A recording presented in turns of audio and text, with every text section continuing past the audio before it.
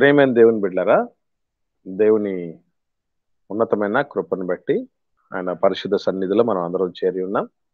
ఇటు గొప్ప భాగ్యం మనందరికీ ధారాళంగా ఉచితంగా ప్రసాదించిన మనందరి ఆత్మల కన్నతండ్రి అయిన దేవునికి క్రీస్తు ద్వారా కృతజ్ఞతాస్తుతి స్తోత్రాలు చెల్లిస్తూ మీకందరికీ ప్రభువైన యేసుక్రీస్తు నామములో శుభాలు వదనాలు తెలియజేస్తుంటున్నాను. గడిచిన కాలంలో మనం మత్తయి సువార్త 10వ అధ్యాయంలోని కొన్ని వాక్య భాగాలను ధ్యానం చేయటం జరిగింది. యేసుక్రీస్తు ప్రభువుల వారు తన యొక్క శిష్యులను లోకములోనికి పంపుతూ చెప్పినటువంటి ఆజ్ఞాపించినటువంటి శ్రేష్టమైనటువంటి ఆజ్ఞలు, వాటిలో దాగి ఉన్నటువంటి అర్థాలు, పరమార్థాలు ఒక్కొక్కటిగా మనం నేర్చుకుంటూ ముందుకు సాగుతూ వస్తున్నాం. ఇందులో భాగంగా గడిచిన కాలంలో మనం నేర్చుకున్నది సువార్త ఉచితముగా ప్రకటిస్తే పాపమా అనేటటువంటి విషయాన్ని నేర్చుకోవటం జరిగింది. సో ఇందులో భాగంగా దేవుడు స్వాతంత్ర్యమునిచ్చే నియమాన్ని మనకు కలిగి ఉన్నాడని, సేవకుడైనా విశ్వాసులైనా సేవకుడు తీసుకోవటం తీసుకోకపోవటం అన్నటువంటిది ఆయనకు ఉన్నటువంటి స్వాతంత్రతని, అలాగే విశ్వాసి కూడా ఇవ్వటం ఇవ్వకపోవటం వారికి ఇవ్వబడినటువంటి స్వతంత్రతని, అయితే అన్ని విషయాలను దేవుడు ఒక రోజున తీర్పులోనికి తీసుకుని వస్తాడని, దానికి సంబంధించి సేవకుడైనా విశ్వాసైనా దేవుడి ఎదుట మనం నిలిచి ఆయన న్యాయ విమర్శలో ఎదుర్కోవాల్సినటువంటి పరిస్థితులు ఉన్నాయి అన్నటువంటి విషయాల్ని తెలుసుకోవటం జరిగింది. ఇక మరొక ప్రాముఖ్యమైన విషయం ఏంటంటే, మత్తయి సువార్త 10వ అధ్యాయము 14-15 వచనాల్లో, మత్తయి సువార్త 10వ అధ్యాయం 14-15 వచనాల్లో ఉన్నటువంటి వాక్య భాగాలను ప్రాముఖ్యంగా ఈ సమయంలో మనం ధ్యానం చేద్దాం. సో ఇందులో ఉన్నటువంటి విషయాలు ఏంటనేది నేను ఒకసారి చదువుతాను. మీకు అర్థమైనటువంటి విషయాలు మీరు పంచుకోవాలని నేను ప్రేమతో మనవి చేస్తున్నాను. ఎవడైనను మిమ్మల్ని చేర్చుకొనక మీ మాటలు వినకుండిన ఎడల మీరు ఆ ఇంటినైనను ఆ పట్టణమునైనను విడిచిపోవునప్పుడు మీ పాదధూళి దులిపివేయుడి. విమర్శ దినమందు ఆ పట్టణపు గతి కంటే సొదొమ గొమొర్రా ప్రదేశముల గతి ఓర్వదగినదై ఉండునని నిశ్చయముగా మీతో చెప్పుచున్నాను అన్నాడు యేసు ప్రభువు వారు. సో మనకు సర్వసాధారణంగా, మరి ముఖ్యంగా నేటి దినాలలో మన దేశంలో, అందులో ప్రత్యేకంగా ఉభయ తెలుగు రాష్ట్రాలలో సువార్త ప్రకటన చేస్తూ వెళుతున్నప్పుడు పట్టణాలనక పల్లెలనక ప్రతి ప్రదేశంలో సువార్తకు ఆటంకాలు జరుగుతున్నాయి. ప్రాముఖ్యంగా రీసెంట్గా నేను ఒక విషయం చూశాను. సువార్త ప్రకటించడానికి వెళ్ళినప్పుడు కరపత్రికలు పంచటానికి, వాక్యం చెప్పడానికి, దేవుడి మాటలు అందించడానికి వెళ్ళినప్పుడు ఏం జరిగిందనంటే, అక్కడ ఉన్నటువంటి హైందవ సోదరుడు అప్పటికప్పుడు పేడ నీళ్లు కలిపి అది మన సోదరుల మీదకి చల్లటం అనేది జరిగింది. అంత మాత్రమే కాకుండా మరి భయంకరంగా దుర్భాషలాడినటువంటి పరిస్థితులు కలిగిన వాళ్ళని మనం చూసాం. బైబిల్ను, కరపత్రికలను తీసి కళ్ళ ముందే కాల్చేసిన వాళ్ళని చూసాం. విచక్షణారహితంగా కొట్టిన వాళ్ళని చూసాం. ఇలా ఎన్నో రకాలుగా సువార్తకి ఆటంకాలు కలుగుతున్నాయి. దీనికి రకరకాలైనటువంటి కారణాలు ఉన్నాయి. కారణాలు ఏమైనా కూడా ఈ మధ్య కాలంలో మనవాళ్ళు, అంటే దేవుని పిల్లలుగా, క్రైస్తవులుగా, సేవకులుగా పిలువబడుతున్న వాళ్ళు కూడా ఏం చేస్తున్నారంటే, మా దగ్గరికి రావద్దు, మీరు సువార్త చెయ్యొద్దు, వాక్యం చెప్పొద్దు, మాకు మీ దేవుడు వద్దు, బైబిల్ వద్దు అని మాట్లాడుతూ ఉన్నా కూడా కావలసి కన్లా ఏం చేస్తున్నారంటే, కావాలని మళ్ళీ మళ్ళీ అదే ప్రదేశంలోనికి వెళ్ళి వాళ్ళతో వాగ్వాదానికి దిగి దేవుడి వాక్యం అందించటం అనేది చూస్తూ ఉన్నాం కొన్ని సందర్భాల్లో. దేవుడు యేసుక్రీస్తు ప్రభువుల వారి ద్వారా ఇక్కడ చెబుతున్నటువంటి సందర్భానికి, ఇప్పుడు మనవాళ్ళు జరిగిస్తున్నటువంటి సందర్భానికి అసలు సంబంధమే లేదు. వాస్తవంగా మనం ఏం చేయాలి? అసలు ఇంకో విషయం ఏంటంటే, పాదధూళే ఎందుకు దులపమని చెప్పాడు. ఈ చెప్పినప్పుడు మరి వీళ్ళ యొక్క గతి ఎవరైతే ఏ ఇల్లు గాని, ఏ పట్టణం గాని ప్రభువును చేర్చుకొనకపోతే, లేదా సత్యాన్ని, సువార్తను, రక్షణను అంగీకరించకపోతే, సొదొమ గొమొర్రా వాళ్ళ పాదధూళి దులిపేస్తే సొదొమ గొమొర్రాల గతి ఓర్వదగినదే ఉంటదన్నాడు. సొదొమ గొమొర్రాలు ఎంత భయంకరమైన దుర్మార్గపు పట్టణాలు అని చెప్పబడ్డాయి. మనకు తెలుసు అవి కామ వికారయుక్తమైనటువంటి భయంకరమైనటువంటి పట్టణాలు. దేవుడే కోరుండి భస్మీపట్నం చేసినటువంటి పట్టణాలు. అసలు సువార్త అంగీకరించకపోతే అంతకంటే దుర్మార్గమైన పరిస్థితి మనిషికి. ఎందుకు సొదొమ గొమొర్రాల కంటే సువార్త అంగీకరించినటువంటి వాళ్ళ స్థితి మరింత దారుణంగా ఎందుకు ఉండబోతుందని చెప్తున్నాడు ప్రభు. ధూళికి ఆ సాక్ష్యం పలుకుతుంది. విమర్శ దినాన్న వాళ్ళు ఎదుర్కోవాల్సి వస్తుంది ఆ పరిస్థితిని అని చెప్పడం జరిగింది. సో ఈ విషయాలన్నీ కూడా మనం ఎలా అర్థం చేసుకోవాలి? ఇదివరకటికే మీరు ఎవరన్నా దీని విషయమై విన్నటువంటి వాళ్ళు ఉంటే దయచేసి పంచుకోవాల్సిందిగా నేను ప్రేమతో మనం చేస్తున్నాను. ఇప్పుడు జరుగుతున్నటువంటి పరిణామాలు, అలాగే ప్రభు చెప్పినటువంటి విషయాలు, ఆ ధూళి విషయమే కానీ, ఆ సొదొమ గొమొర్రాలో గతి కంటే దారుణమైన పరిస్థితులకు ఎందుకు వెళ్తాయని చెప్పాడు, దీనికి కారణం ఏమేమి ఉంటుంది అన్నటువంటి విషయాలు కూడా మనం నేర్చుకోవాల్సినటువంటి ఆవశ్యకత ఉంది. సో ఇదివరకే మీరు విన్నటువంటి వాళ్ళల్లో, నేర్చుకున్నటువంటి వాళ్ళల్లో మీకు ఎదురైనటువంటి పరిస్థితులు, విన్న పరిస్థితులు ఉంటాయి కనుక దయచేసి మీరు ఊరికే ఉండకుండా పంచుకోండి. మీ థాట్స్ను షేర్ చేసుకోగలిగితే మిగతా వాళ్ళకు తెలియనటువంటి విషయాలు కూడా తెలుసుకోవటం జరుగుతుంది. ఇంకా మరింత మనం మెరుగైనటువంటి అవగాహనలోనికి రావడానికి అవకాశం. దయచేసి మాట్లాడండి. వందనాలమ్మా, చెప్తలే. అన్నా, సువార్త ప్రకటించి వారి పాదములు సుందరమైనవి అనే వాక్యంలో ఉంది కదనా, అదేలాగునా రేపు తీర్పు దినాన ఆ పాద ధూళి కూడా వారికి అంటుకున్నట్లయితే వారు చేర్చుకోలేదు కనుక ఆ పాదధూళి వారి పట్ల సాక్ష్యం పలుకుతుంది అనేసి అదేలాగునా వారు విమర్శ దినమందు ఆ పట్టణం వాళ్ళు వారిని సువార్త కోసం వచ్చిన వారిని చేర్చుకోలేదు కనుక వారు సొదొమ గొమొర్రా ప్రకారము ఏ విధంగా అయితే నాశనమైనారో ఆ విధంగా వారు కూడా అవుతారని అక్కడ అర్థమైంది. ఎందుకు అట్లా అవుతారని అంత సివియర్ గా ఎందుకు చెప్పాల్సి వచ్చిందేనమ్మా? అన్నా, సువార్త ప్రకటించే వారిని చేర్చుకోనకపోతే అది శిక్షగా అవుతుందని. అదేనమ్మా, ఎందుకు అవుతుంది, అంత సీరియస్ గా ఎందుకు తీసుకోవాల్సిన పరిస్థితులు వస్తున్నాయి అనేది మనకు తెలియాల్సినటువంటి ఆవశ్యకత ఉందమ్మా. ఇంకెవరైనా మాట్లాడండి. అమ్మా వందనాలు, చెప్తల్లి.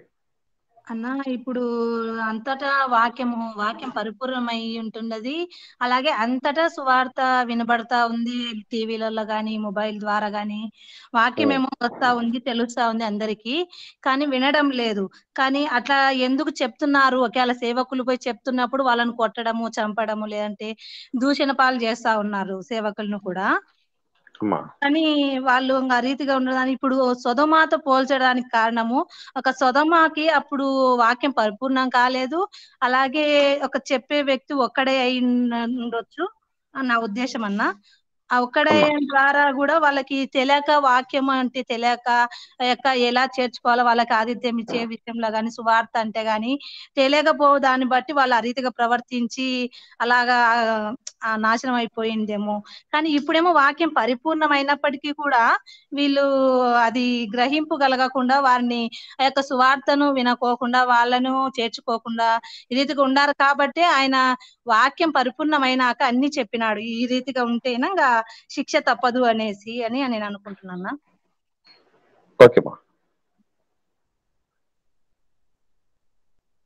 ఇంకా ఎవరన్నా మాట్లాడాలి ఉన్నారా? వందనాలమ్మా, మాట్లాడతాను అన్న. సొదొమ గొమొర్రా పట్టిన దానికంటే మరి ఎక్కువగా వారికి శిక్ష పడుతుంది అంటే వాళ్ళు అంతకంటే నిత్యాగ్నికి, ఎప్పటికీ ఆరని అగ్నికి వెళ్ళిపోతారని అదొకటి అని అనుకుంటున్నాను. ఓకే, అదే నేను చెప్పేది ఏంటంటే అమ్మా, ఎందుకు అంత శిక్ష ఎందుకు రావాల్సి వస్తుంది సువార్తకు లోబడకపోతే? క్రీస్తుని అంగీకరించలేదు కాబట్టి. అదేనమ్మా, క్రీస్తుని అంగీకరించకపోతే ఏమవుతుంది అనేది. ఓకే, మరింత స్ట్రైట్ పాయింట్స్ మనకు రావాల్సినటువంటి ఆవశ్యకత ఉంది. ఇంకెవరైనా మాట్లాడాలి ఉన్నారా? వందనాలు తల్లి, చెప్పమ్మా. నహూములో ఈయన నహూం గారు ఒక మాట అంటారు. ఏమంటారంటే, మీరు సువార్త ప్రకటించినప్పుడు వాటిని వినకుండా ఈ విధంగా ఉంటారు కదా, మీరు ఈ దేవుని వాక్యాన్ని ఎన్నిసార్లు చెప్పినా విననొల్లరి వారుగా ఉంటారు. కాబట్టి మీరు మీ గతి, మీ స్థితి లాస్ట్ కి వచ్చేసరికి చాలా అద్మానంగా తయారైతుంది అని అంటాడు. నేను మీకు విరోధినైనాను, వాటిని నేను మీకు ఇచ్చేసి శిక్షలన్నీ మీ మీదికి తెస్తాను అని చెప్పి అంటాడు. తర్వాత ఇంకొకటి ఏందిరా అంటే, ఆయన మనకు చెప్పాలనుకున్న వాటిని చెప్పి చెప్పి చెప్పి ఎన్నిసార్లు చెప్పినా వాళ్ళు విననొల్లని వారుగా ఉంటారు.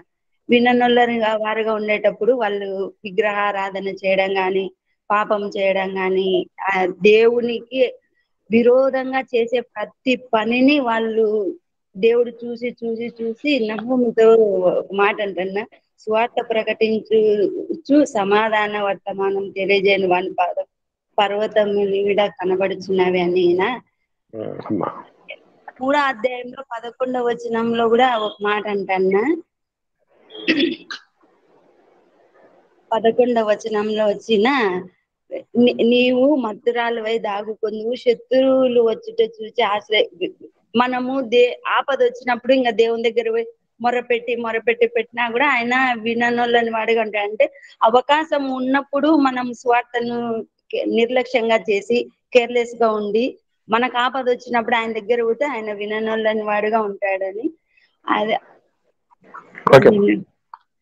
రైట్ అమ్మా, రైట్, వెరీ గుడ్, మంచి విషయాలు పంచుకున్నారు. ఇక్కడ మనం గుర్తుంచుకోవాల్సినటువంటి ప్రాముఖ్యమైనటువంటి విషయాలు మరొకసారి మనం మరింత స్పష్టంగా తెలుసుకునేటువంటి ప్రయత్నం చేద్దాం. మొట్టమొదటిసారిగా మనకు దేవుడి తరపున వస్తున్నటువంటి అవకాశాలు అయినా కూడా వాటిని సద్వినియోగపరచుకుంటే మనకు చాలా మేలవుతాయి, చాలా ఆశీర్వాదం అవుతాయి, చాలా దీవెన అవుతాయి, ప్లస్ పాయింట్ గా మారిపోతాయి.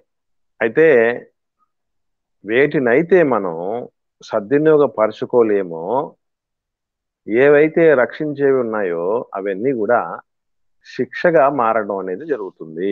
ఇది మనం ప్రాముఖ్యంగా గుర్తుపెట్టుకోవాల్సిన విషయం. ఎందుకనంటే ఇప్పుడు ఆత్మలను రక్షించుటకు శక్తి కలిగిన వాక్యం అని మనకు తెలుసు.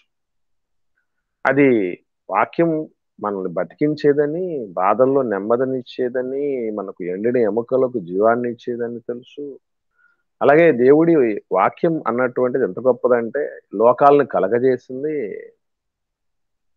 అలాగే నడిపిస్తుంది, రేపు లయపరచబోతుంది అనేటటువంటి గొప్పతనం తన దేవుడి నామం అంతటికంటే ఆయన ఇచ్చిన వాక్యము గొప్పది అని మనం ఎన్నోసార్లు వాక్యం యొక్క గొప్పతనం గురించి ధ్యానించడం జరిగింది, తెలుసుకోవటం జరిగింది.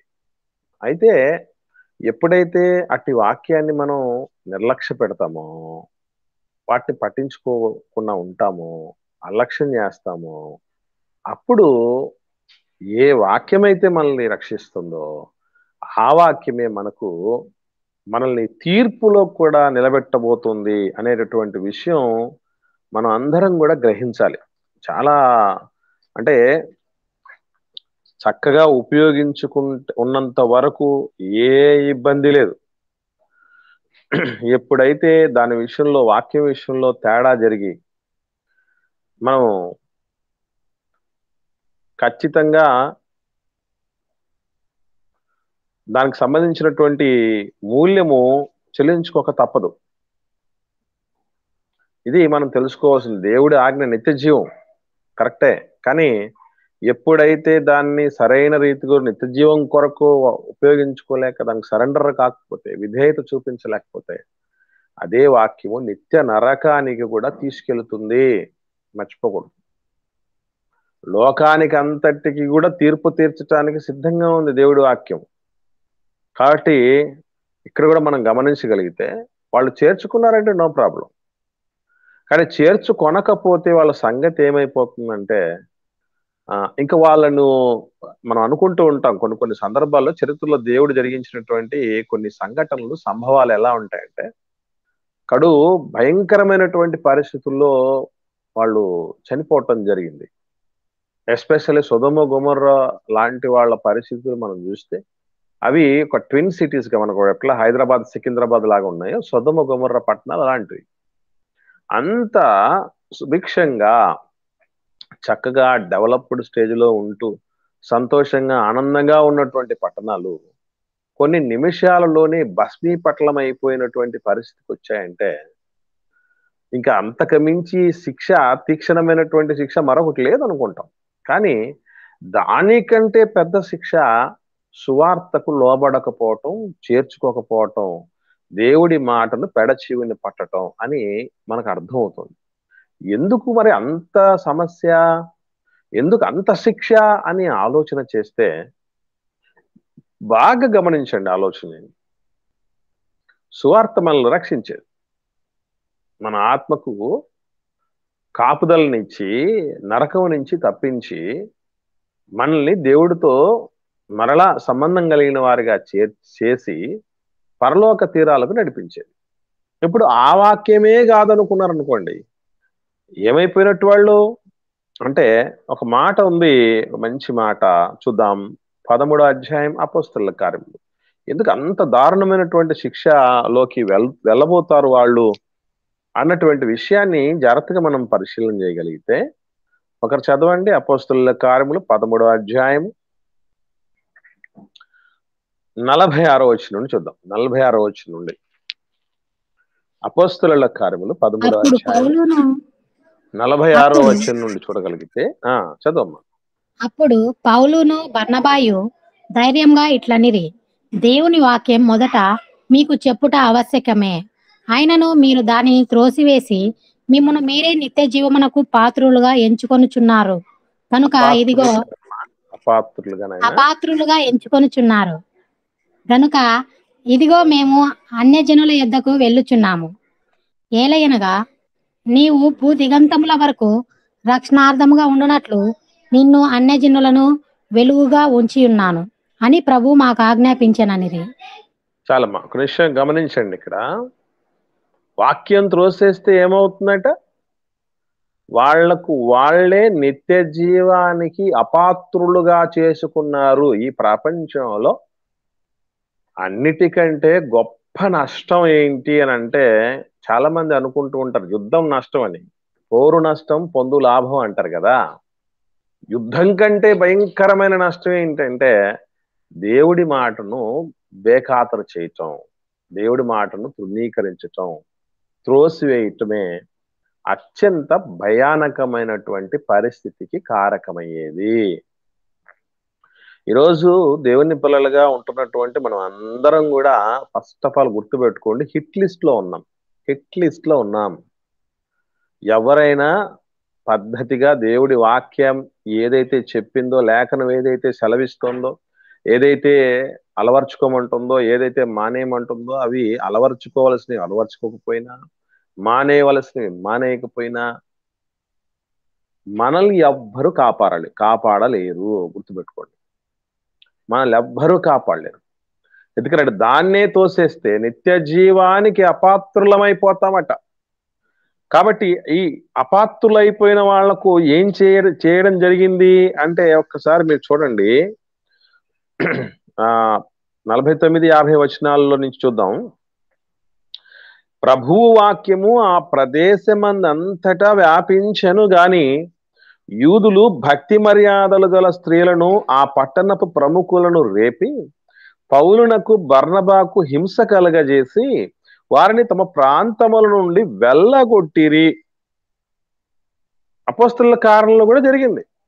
అపోస్తలులైనటువంటి పౌలు గారికి, బర్నబా గారికి కూడా ఇటువంటి చేదు అనుభవం ఎదురైంది. వెళ్ళగొట్టినప్పుడు వీళ్ళు ఏం చేస్తారు? 51వ వచనంలో, వీరు తమ పాదధూళిని వారి తట్టు దులిపివేసి ఈకొనియకు వచ్చిరి అన్నాడు చూడండి. వాటి పాద దులిపేయటం అని అనగానే గుర్తుపెట్టుకోవాల్సిన విషయం ఏంటంటే, సువార్త ప్రకటించు వారి పాదములు పర్వతముల మీద సుందరములైనవి మాత్రమే కాదు, అంత మాత్రమే కాదు, దేవుడి సేవ జరిగిస్తున్నటువంటి వాళ్ళ పరిస్థితులు ఎట్లా ఉంటాయంటే, అప్పుడప్పుడు పోలీసు వాళ్ళు మాట్లాడుతుంటారు, పోలీసే కాదు పోలీసు బెల్ట్ కూడా డ్యూటీ చేస్తుందట, అంత పవర్ఫుల్ మేమని చెప్పటానికి. కానీ దేవుడైనా దేవుడి ప్రతినిధులదైనా పరిస్థితి ఎంత గొప్పదేనంటే, ఒకనాడు దేవుని మందసాన్ని యోర్దాను నది గుండా దాటించాల్సినటువంటి పరిస్థితి ఏర్పాటైంది ఇశ్రాయేలీలకి. ఆ సమయంలో ఏం జరిగిందో ఒకసారి చరిత్రలో చూద్దాం. యెహోషువ గ్రంథం 3వ అధ్యాయము 15, 16, 17 వచనాలు నేను చదువుతాను, జాగ్రత్తగా మీరు ఫాలో అవ్వండి. యెహోషువ గ్రంథం 3వ అధ్యాయం 15వ వచనం నుండి. అప్పుడు ఆ మందస్తమును మోయువారు యోర్దానులో దిగిన తర్వాత మందస్తమును మోయు యాజకుల కాళ్ళు నీటి అంచున మునగగానే పైనుండి పారు నీళ్లు బహుదూరమున సారేతాను నొద్దనున్న ఆదామను పురమునకు దగ్గర ఏకరాశిగా నిలిచెను. లవణ సముద్రమును అరాబా సముద్రమునకు పారునవి బొత్తిగా ఆపబడెను. జనులు యెరికో ఎదుటను దాటగా యెహోవా నిబంధన మందసమును మోయు యాజకులు యోర్దాను మధ్యన ఆరిన నేలను స్థిరముగా నిలిచిరి. జనులందరూ యోర్దాను దాటుతూ తుదముట్టు వరకు ఇశ్రాయేల్ అందరూ ఆరిన నేల మీద దాటుచూ వచ్చిరి. సో వీటిని మనం చూసినప్పుడు మనకి ఏం అర్థం అవ్వాలి అంటే, ఎప్పుడైతే యోర్దాను నది గుండా యాజకులు మందసాన్ని మోస్తూ, ఇక్కడ మందసం అంటే ఇక్కడ మనం గుర్తుపెట్టుకోవాల్సిన విషయం ఏంటంటే, మనకు ఇప్పుడు అప్లై చేసుకోవాలంటే దేవుడి సేవ కాడి, సువార్త కాడి మోయటం. సువార్త కాడిని మోయిస్తున్నటువంటి అనేకులైన త్యాగధనులైన ఆదర్శమూర్తులైన క్రీస్తును పోలిన అపస్తులను పోలిన సేవకుల పరిస్థితి ఎలా ఉంటాయంటే, వాళ్ళు ఎక్కడైతే ఇప్పుడు నది అడ్డం వచ్చింది, యోర్దాను నది, అక్కడ దాని గుండా వెళ్ళాలి, వాళ్ళు వెళ్ళాలి, తమ తరపున జనులు వెళ్ళగలగాలి. ఎప్పుడైతే వాళ్ళు కాలు పెట్టేశారో అప్పుడు ఏమైపోయిందంటే, దాని ద్వారా మొత్తం ఎట్లయితే ఎర్ర సముద్రం పాయలైపోయిందో అట్లాగా యోర్దాను నది పాయలైపోయిందట. చాలా మంది అంటూ ఉంటారు కదా, చాలా మంది కొంతమంది కాలు ఏమంటూ కాలు పెట్టారో మా ఇంట్లో వాళ్ళు అంతా దరిద్రం తగులుకుంది అని కొంతమంది మాట్లాడుతూ ఉంటారు. ఏమంటూ కాలు పెట్టారు, గోల్డెన్ లెగ్ అండి వాళ్ళది, అంతా కలిసి వస్తుందని మనం చెప్తూ ఉంటారే. నిజంగా ఇవి నిజాలు కావు, కానీ ఐరన్ లెగ్గులు గోల్డెన్ లెగ్గులు అట్లాంటివి ఎవరు ఉండవు. కానీ మొత్తానికి దేవుడి సేవ జరిగిస్తున్నటువంటి వాళ్ళ యొక్క చర్యలు గాని, వాళ్ళు దులిపేటటువంటి దుమ్ము గాని, పాద ధూళి, ఎందుకంటే రక్షణ మార్గాన్ని ప్రచురించే క్రమములో వాళ్లకు కట్టారో లేదో, తిన్నారో లేదో, మరి అన్ని రకాలుగా అన్ని ఫెసిలిటీస్ ఉన్నాయో లేవో అన్ని ప్రక్కన పెట్టి ఎదుటివాడి యొక్క మేలును కాంక్షించి, రక్షణను కాంక్షించి, క్షేమాన్ని కాంక్షించి, ఆత్మ రక్షణలోనికి రావాలి, నశించిపోకూడదన్నటువంటి తపనతో అంత ప్రేమ కలిగి వస్తున్నటువంటి వాళ్ళని స్వీకరించకపోతే, వాళ్ళ ద్వారా వినబడుతున్నటువంటి సత్యాన్ని, సువార్తను, వాస్తవాన్ని గ్రహించకపోతే, దానికి తగ్గట్టుగా మనం మసలుకోకపోతే, వాళ్ళు దులిపేసే దుమ్మే రేపు మన దుమ్ము దులుపుతుంది, మన అంతు చూస్తుంది. ఎందుకంటే మన ఇప్పటికీ ఈ బైబిల్లో చెప్పబడినటువంటి విషయాలను చూసి నవ్విపోయింది సమాజం. పాదు ధూళట విమర్శ దినం వరకు, అంటే యేసుప్రభు రెండో రాకడ వరకు ఆ ధూళి నిలబడతాడు. ప్రభు చెప్పాడంటే ఆయన సృష్టికర్త, నీలా మనలాగా అలటప్పగాడు కాదు కదా ప్రభు. సో ఆ ప్రభు చెప్పాడంటే గుర్తుపెట్టుకోవాల్సిన విషయం, ఈ మధ్య కాలంలో సైన్స్, నేను ఎప్పుడు చెప్తూ ఉంటాను, శాస్త్రం దేవుడి ఆలోచనలు అందుకునేంత ఎత్తుకు ఎదగాలే తప్ప అది ఇంకా ఆ స్థాయికి ఇంకా రాలేదు. ఇంకా ఏదో శాస్త్రం ఏదో గొప్పదనుకుంటున్నారు, అది పరిమితి కలిగినదే. ఇంకా ఈ పరిణతి సాధించుకోవలసినదే, నేర్చుకోవలసినదే, ఇంకా తెలుసుకోవలసిందే చాలా ఉంది సైన్స్ కి. కాబట్టి ఇప్పుడు ఏం చెప్తున్నారంటే, లేటెస్ట్ గా ఎక్కడైతే నేరం జరుగుతుందో, ఒక హత్యను, అత్యాచారము, దొంగతనము, దోపిడీనో జరుగుతుందో, అక్కడ వాస్తవంగా నేరం చేసిన వ్యక్తి తాలూకు ఫింగర్ ప్రింట్స్ పట్టిస్తాయని మాత్రమే తెలుసు ఇప్పటిదాకా. కానీ లేటెస్ట్ న్యూస్ ఏంటి తెలుసండి, ఈ క్రైమ్ విభాగంలో అక్కడ ఎక్కడైతే ఇన్సిడెంట్ జరిగి ఉంటుందో అక్కడ ఉన్నటువంటి ధూళిని తీసుకెళ్లి టెస్ట్ చేసినా కూడా దాంట్లో డిఎన్ఏ ఉంటదట. మానవ డిఎన్ఏ ఆ ధూళిలో ఉంటదట. కాబట్టి ధూళిలో మానవ డిఎన్ఏ అని ఒక పరిశోధనాత్మక వ్యాసం కూడా ఈ రీసెంట్ గానే అప్లోడ్ చేయటం జరిగింది. సైన్స్ చెప్పింది. అంటే కేవలం మనకు బ్లడ్ స్టెయిన్స్ లాంటివి కావచ్చు, అంటే రక్తపు మరకలు కావచ్చు, లేదంటే ఫింగర్ ప్రింట్స్ కావచ్చు, ఇవి లేకపోయినా చాలట. లేకపోయినా కనీసం అక్కడ ఉన్నటువంటి దుమ్ము తీసుకెళ్లి టెస్ట్ చేసిన ఆ డిఎన్ఏ ఎవరిది, అక్కడ ఎవరెవరి ఇన్సిడెంట్ ఉంది, అక్కడ ఎవరెవరు ఇన్వాల్వ్ అయ్యారు అన్నటువంటి విషయం ఈజీగా పసికొట్టొచ్చట. అంటే అర్థం ఏంటి, ధూళిలో కూడా మనల్ని పట్టించేటటువంటి వాళ్ళు ఉన్నాయి, పార్టికల్స్ ఉన్నాయి అని మనకు ఈరోజు అర్థమైపోయింది. ఏనాడో 2000 సంవత్సరాల క్రితమే ప్రభువు చెప్పేశాడు. కనుక ఆ దుమ్ము ధూళి ఏం చేస్తుందని అంటే మన మీద సాక్ష్యం పలుకుతుందట. ఈరోజు మనం చేసినటువంటి నేరమో, ఘోరమో, తప్పో, పాపమో ఎవడో చూడలేదని అనుకోకండి. సర్వసాధారణంగా దుమ్ము ధూళి ఎక్కడికి పోదు మన దగ్గర నుంచి. మనం ఎక్కడైతే ఉంటామో అక్కడ కష్టంగా ఉంటుంది. అది చాలు మనల్ని పట్టించడానికి. ఇకపోతే ప్రభు చెప్పినటువంటి ఈ మాట, అంటే సొదొమ గొమొర్రాల పరిస్థితి కొంచెం ఓర్వదగినది ఉంటది. అంటే వాళ్ళ స్థితి కాస్త బెటర్మెంట్ గా ఉంటది అన్నట్టు చెప్తున్నాడు. ఎందుకంటే వాళ్లకు కాస్త మనతో, అంటే మొదటి శతాబ్ద కాలంలో ఉన్నటువంటి యూదులతో పోల్చినప్పుడు వాళ్లకు సువార్త విరివిగా అందించబడలేదు. యేసు ప్రభు, అపోస్తలు ఇలా ఎంతో మంది వాళ్ళ మధ్యకు వెళ్ళలేదు. సూచక్రియలు జరగలేదు, అక్కడ మహత్కారాలు జరగలేదు, అద్భుతాలు జరగలేదు. దేవుని సేవ, ఆత్మ నడిపింపు గంభీరంగా అక్కడ నడిపింపు లేదు. ఇవన్నీ లేవు వాళ్ళకి. లేకపోయాయి గనుక వాళ్ళు మారలేదు అనుకుంటే పొరపాటే.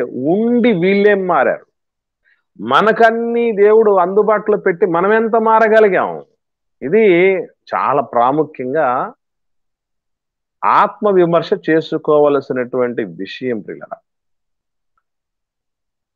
ఇవి మనం ఆత్మ విమర్శ చేసుకోవాల్సినవి. మనం ఈరోజు ఎంత మారగలిగాం అంటే రేపు మన పరిస్థితి కూడా ఏం చేస్తాడంటే విమర్శ దినాన్న ఆయన ఎదుట నిలవాల్సినటువంటి పరిస్థితి ఉంటుంది.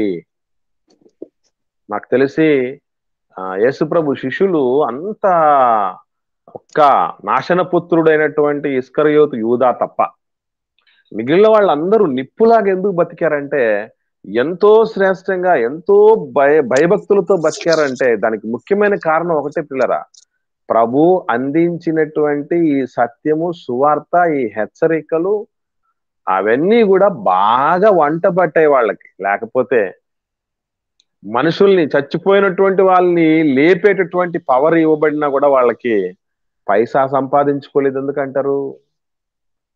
అంత మాత్రమే కాకుండా ఎంతో మంది చరస్థిరాస్తులను నమ్మి వాళ్ళ పాదాల దగ్గర పెట్టి పడేస్తూ ఉంటే వాళ్ళెందుకు సొంత ఆస్తుల్లో కూడగట్టుకోలేదంటారు? లేనివి జరిగిస్తూ ఉన్నాడు. వాళ్ళ వల్ల ఇప్పుడు ఉన్నటువంటి దైవజనుల వల్ల ఏది జరగదు. అంత సమస్తానికి మూలం దేవుడే అయినా కూడా ఆ అయ్యగారు ప్రార్థన చేశాడు, అయ్యగారు ప్రవచించారు, ఇవి ఆయన వాళ్ళు ప్రార్థన చేస్తే వాళ్ళ దగ్గరికి వెళ్తే మొత్తం మారిపోద్ది అన్నట్టుగా ఈరోజు అంతా వాళ్ళ వైపు తిప్పేసుకుంటారు కదా లోకం అంతటిని. అలా తిప్పుకున్న వాళ్ళు కూడా కాదు వాళ్ళు అపోస్తలుడు. అయ్యా మా శక్తి చేత గాని, మా సొంత బలము చేత గాని ఈ దౌర్బల్యునికి బలం ఇచ్చిందని మీరు అనుకోకూడదు. యేసుక్రీస్తు వలనే ఈ విధంగా జరిగింది, ఆయన నామందలటువంటి ప్రభావం వల్లే వీడికి బాగైందని తమ ఘనతను కోరుకోకుండా, వాళ్ళు కనబడకుండా ఈరోజు స్ఫూర్తివంతమైన సేవను జరిగించడానికి కారణం ఒకటే పిల్లరా, వాళ్లకు భయం ఉంది.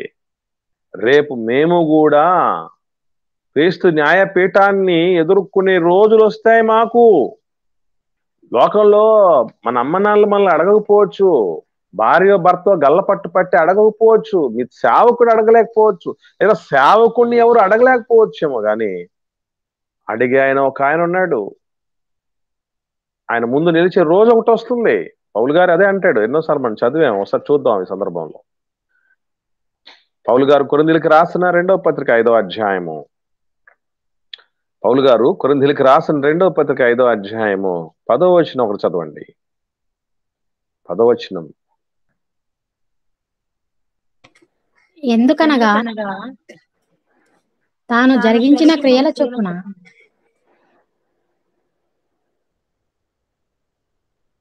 అవి మంచివైనను సరే చెడ్డవైనను సరే దేహముతో జరిగించిన వాటి ఫలమును ప్రతివాడును పొందునట్లు మనమందరమును క్రీస్తు న్యాయపీఠము ఎదుట ప్రత్యక్షము కావలేను.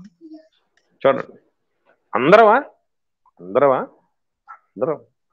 ఎవరికి మినహాయింపు లేదు, ఎవరికి ఎగ్జామ్షన్స్ లేవు, నో ఎక్స్క్యూజ్, అందరు నిలవాలి.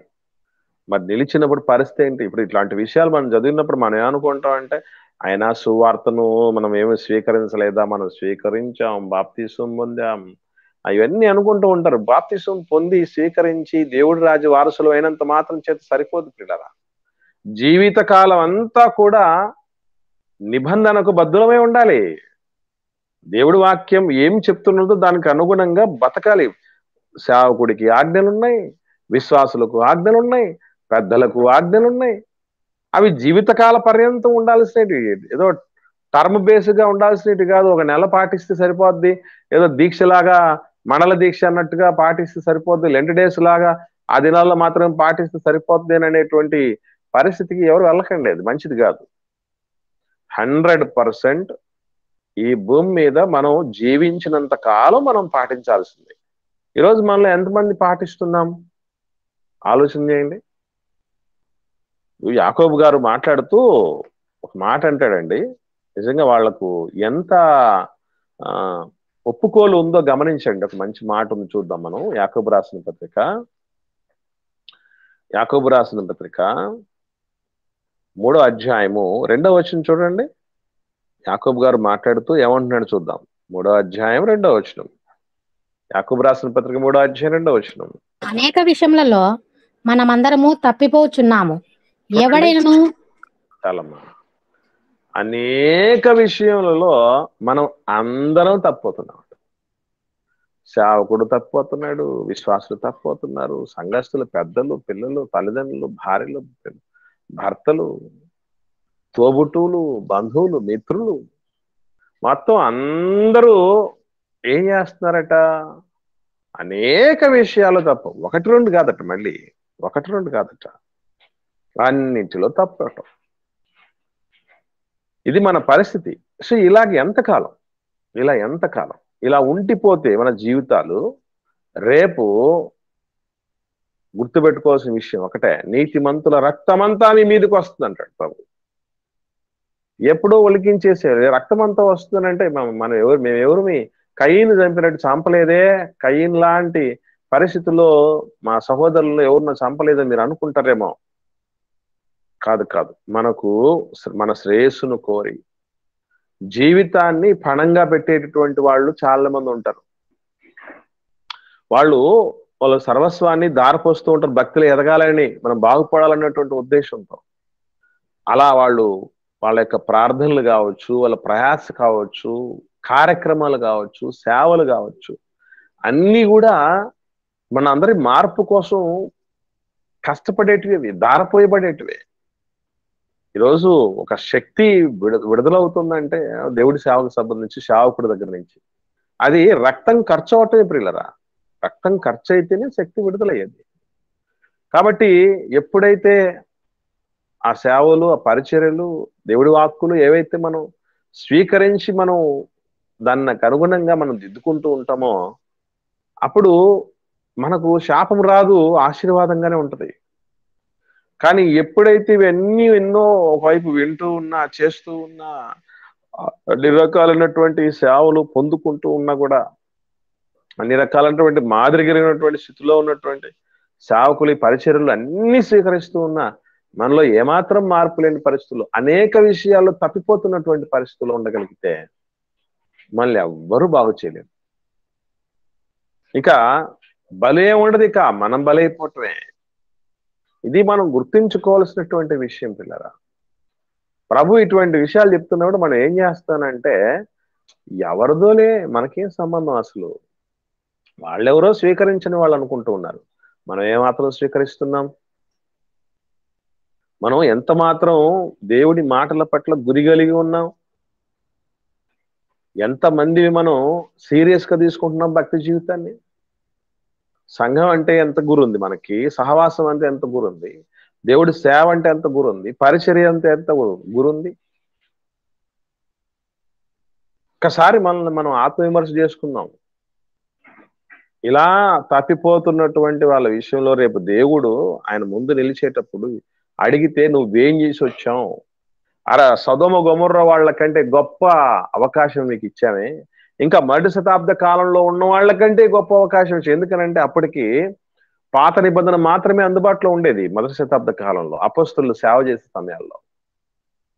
కానీ ఇప్పుడు ఎన్నొచ్చాయి?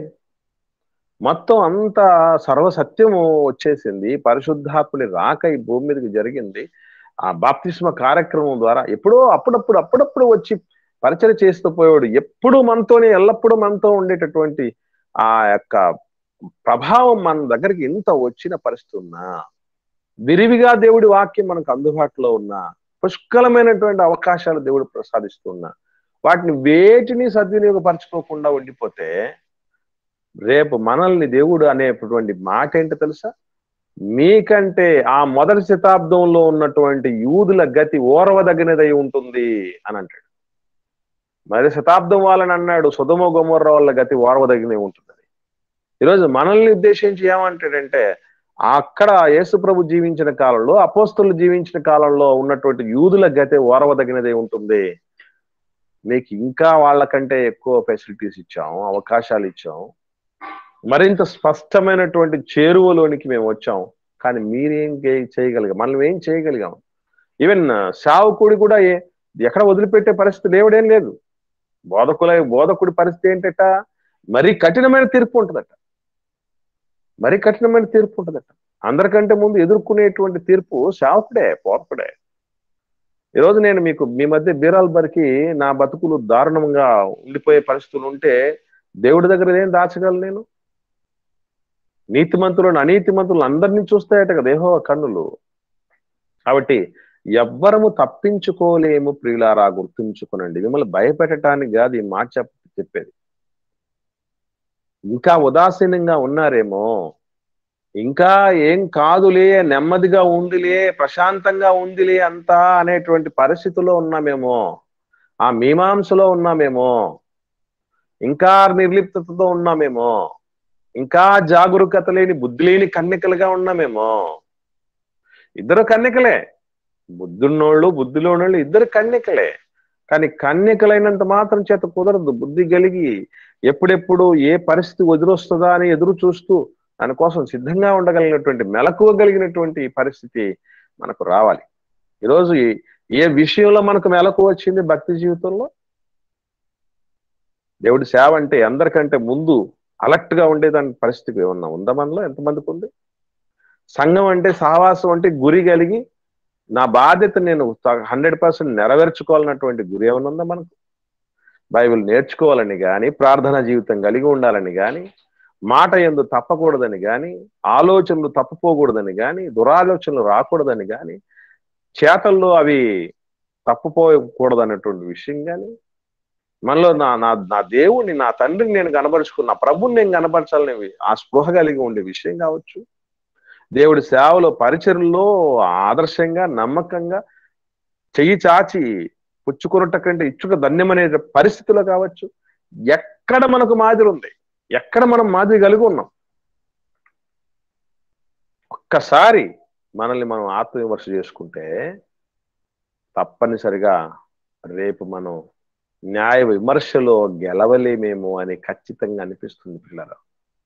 అందుకే అలాంటి స్థితి మనం ఎదుర్కోకూడదనే ఉద్దేశంతోనే దేవుడు కరుణా సంపన్నుడై మన కన్న తండ్రి వాత్సల్య సంపూర్ణుడై మనకు అవకాశం ఇస్తున్నాడు.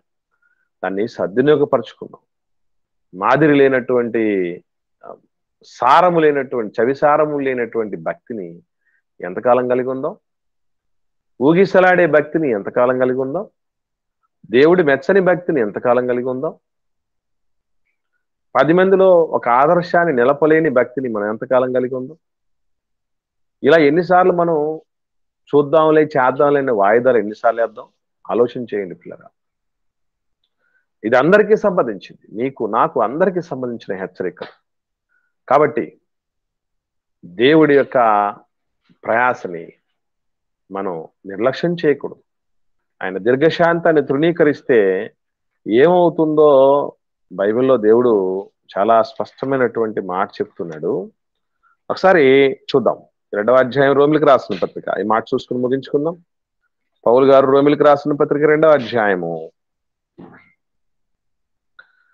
4వ వచనం చూద్దాం. 4వ వచనం నుండి నేను చదువుతాను. రోమిలికి రాసిన పత్రిక పౌలు గారు 2వ అధ్యాయం 4వ వచనం. లేదా దేవుని అనుగ్రహము మారు మనసు పొందుటకు నిన్ను ప్రేరేపించుచున్నదని ఎరుగక ఆయన అనుగ్రహ ఐశ్వర్యమును, సహనమును, దీర్ఘశాంతమును తృణీకరించుదువా? నీ కాఠిన్యమును, మార్పు పొందని నీ హృదయమును అనుసరించి ఉగ్రత దినమందు, అనగా దేవుని న్యాయమైన తీర్పు బయలుపరచబడు దినమందు నీకు నీవే ఉగ్రతను సమకూర్చుకొనుచున్నావు. ఆయన ప్రతి వానికి వాని క్రియల చొప్పున ప్రతిఫలం ఇస్తాడు అని చెప్తున్నాడు. చూడండి, మనకు మనమే ఏం చేసుకుంటున్నామంటే, చాలా మంది మనకు మనమే ఉగ్రతను సమకూర్చుకుంటున్నామట. మనం ఇప్పటిదాకా ఏమనుకుంటాం అంటే, ఆస్తిని సమకూర్చుకుంటున్నామేమో, ఆరోగ్యాన్ని సమకూర్చుకుంటున్నామేమో, అందచందాలను సమకూర్చుకుంటున్నామేమో, ఇంత సంపాదనను సమకూర్చుకుంటున్నామేమో, ఇంత బలగాన్ని, అధికారాన్ని సమకూర్చుకుంటున్నామేమో అనేటువంటి పరిస్థితుల్లో ఉంటారు. ఉగ్రతను కొని తెచ్చుకుంటున్నామట మనం. అదంతా మనం కూర్పు చేసుకుంటున్నామట ఉగ్రత.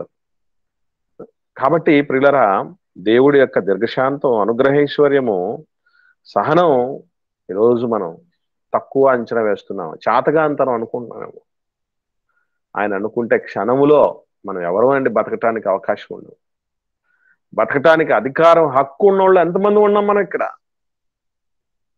ఏ విషయంలో ఆయన ఒక్కసారి టెస్ట్ చేసి ఫిల్టర్ చేయటానికి ఆయన చేతిలో ఉందన్నారు కదా, ఆ చాట తీసుకొని ఒక్కసారి తూర్పార పెడితే మన సంగతి ఏంటి? కొట్టుకు చేరే గింజలాగా ఉంటాం, కొట్టుకు పోయే పొట్టులా ఉంటాం. ఒక్కసారి ఆత్మవిమర్శ చేసుకుందాం పిల్లారా. కాబట్టి ప్రభువు ఏవైతే చెప్తున్నాడో అవన్నీ మనకు అన్వయం చేసుకోవాలి. మనం ఏదో ధ్యానం చేసి నేర్చుకొని మంచి మార్కులు వేసేసుకొని అన్ని తెలిసిపోయాను అనుకోవటం కోసం కాదు, మన జీవితాలకు వాటిని అన్వయం చేసుకోవాలి. అది చాలా ప్రాముఖ్యమైనది. కనుక ఇట్టి అన్వయం మనం కలిగి ఉండి దేవుడి యొక్క దీర్ఘశాంతాన్ని ఏమాత్రం తృణీకరించే వారం కాక, ఆయన ఇచ్చినటువంటి ప్రతి అవకాశాన్ని సద్వినియోగపరుచుకుంటూ, ఉగ్రతను సమకూర్చుకోక, నిత్య జీవం కోసం సమస్తాన్ని కూర్చుకొనుటకు సిద్ధపడుదుముగాక. ఆమేన్. ఎవరికైనా ఏమన్నా ఈ విషయమై సందేహం ఉంటే దయచేసి అడగండి.